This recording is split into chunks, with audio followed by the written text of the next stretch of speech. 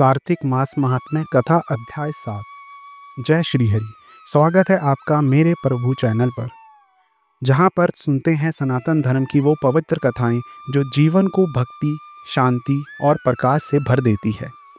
अगर आपने अब तक चैनल को सब्सक्राइब नहीं किया है तो अभी कर लें, ताकि कार्तिक मास की हर कथा आप तक रोज पहुंचे। चलिए कथा का प्रारंभ करते हैं।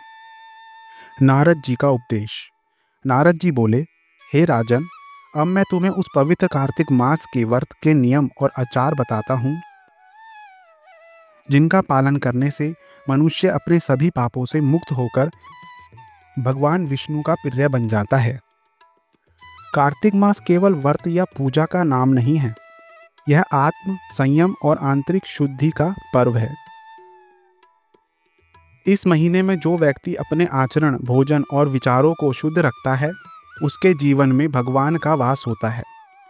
नारद जी ने कहा, व्रती को सब प्रकार के मांस, उड़द, राई, खटाई और नशीली वस्तुओं का त्याग कर देना चाहिए। वह दूसरों का अन्न न खाए, किसी से द्वेष न करे और तीर्थ के अतिरिक्त किसी अन्य स्थान की यात्रा न करे। उसे देवता, वेद, ब्राह्मण, गौ, वर्ती, स्त्री, राजा और गुरुजनों की निंदा नहीं करनी चाहिए, क्योंकि निंदा से पुण्य नष्ट हो जाता है। जो व्यक्ति कार्तिक मास में संयम नहीं रखता, वह व्रत का फल नहीं पा सकता। इसलिए व्रती को चाहिए कि वह दाल, तिल, दान किए हुए भोजन, मसूर, खटाई, पान, कत्था, चूना, नींबू, वासी या झूठे अन्न से दूर रहे। गाय, बकरी या भैंस के अलावा किसी अन्य पशु का दूध ग्रहण ना करें।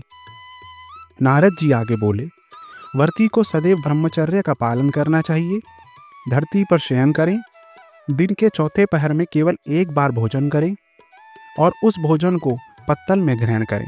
शरीर पर तेल केवल नरक चतुर्दशी, छोटी दिवाली के दिन ही लगाया जा सकता है।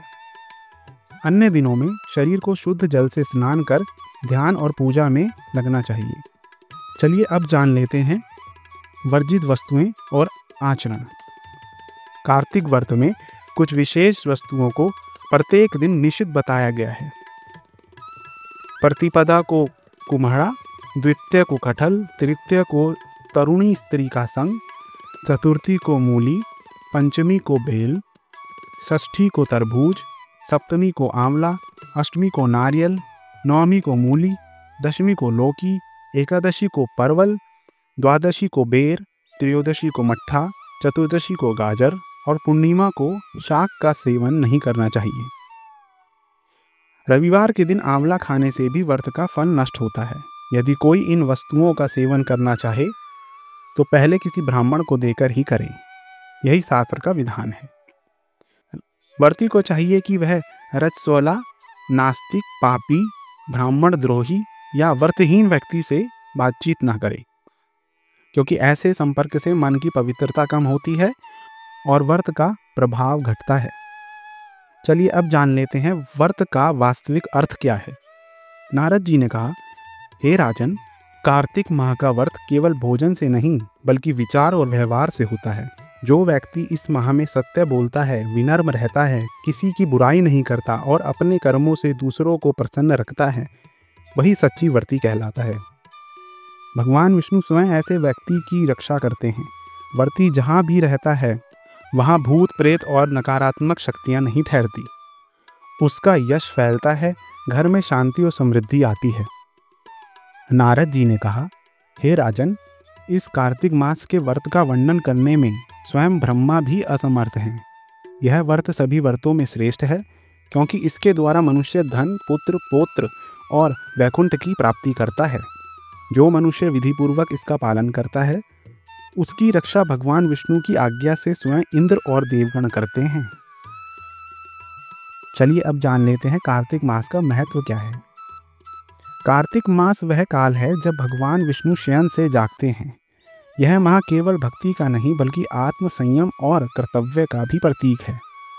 जो व्यक्ति इस माह में अपने शरीर, मन और वाणी को पवित्र रखता है, वह अपने भीतर भगवान का वास अनुभव करता है। यह व्रत न केवल पापों का नाश करता है बल्कि जीवन में सुख, धन, आरोग्य और आध्यात्मिक प्रगति भी लाता है। चलिए अब बात करते हैं पूजा विधि के बारे में। प्रातः से रात्रि तक की सरल विधि। नंबर 1, प्रातः ब्रह्म मुहूर्त में उठें, घर की सफाई करें और शुद्ध जल से स्नान करें। नंबर 2, भगवान विष्णु की मूर्ति या चित्र के सामने दीपक जलाएं और तुलसी पत्र अर्पित करें। नंबर 3, ओम नमो भगवते वासुदेवाय या श्री विष्णवे नमः मंत्र का जाप करें। नंबर 4, व्रत का संकल्प लें, मैं इस कार्तिक मास में संयम पूर्वक भगवान विष्णु की आराधना करूंगा। नंबर 5, धूप, दीप, फूल, चंदन, तुलसी और नैवेद्य से पूजा करें। नंबर 6, दिन भर सात्विक आचरण करें, किसी से कटु वचन न कहें, झूठ ना बोलें और क्रोध से बचें। नंबर 7, संध्या समय दीपदान करें, घर, मंदिर और तुलसी के पास। नंबर 8, रात में कथा श्रवण करें और भगवान के नाम का स्मरण करते हुए शयन करें। इस पूरे मास में तुलसी और दीपक का पूजन न छोड़ें। जहाँ तुलसी और दीपक साथ जलते हैं वहाँ लक्ष्मी का वास स्थायी होता है। कथा का भावार्थ। यह अध्याय हमें सिखाता है कि कार्तिक व्रत केवल त्याग का नाम नहीं, यह आत्मनियंत्रण, शुद्ध विचार और भगवान के प्रति समर्पण की साधना है। जैसे दीपक अंधकार को मिटा देता है, वैसे ही कार्तिक मास का पालन अज्ञान, दुख और पाप को दूर करता है। जो व्यक्ति इस मास में कथा सुनता है और नियम पूर्वक व्रत करता है, उसके जीवन में सुख, शांति और समृद्धि स्थायी हो जाती है। तो आइए इस कार्तिक मास में हम भी नारद जी की वाणी को आत्मसात करें, संयम रखें, भक्ति में समय दें और दीपक व तुलसी की ज्योति से अपने जीवन को आलोकित करें। भगवान विष्णु अवश्य प्रसन्न होंगे और अपने भक्त को हर संकट से रक्षा करेंगे। अगर आपको यह कथा पसंद आई हो तो कृपया वीडियो को लाइक करें, शेयर करें और कमेंट में जय श्री हरि अवश्य लिखें। और हाँ, हमारे YouTube चैनल मेरे प्रभु को सब्सक्राइब करें ताकि कार्तिक मास की अगली कथा आप तक सबसे पहले पहुंचे। जय श्री हरि, जय विष्णु। धन्यवाद।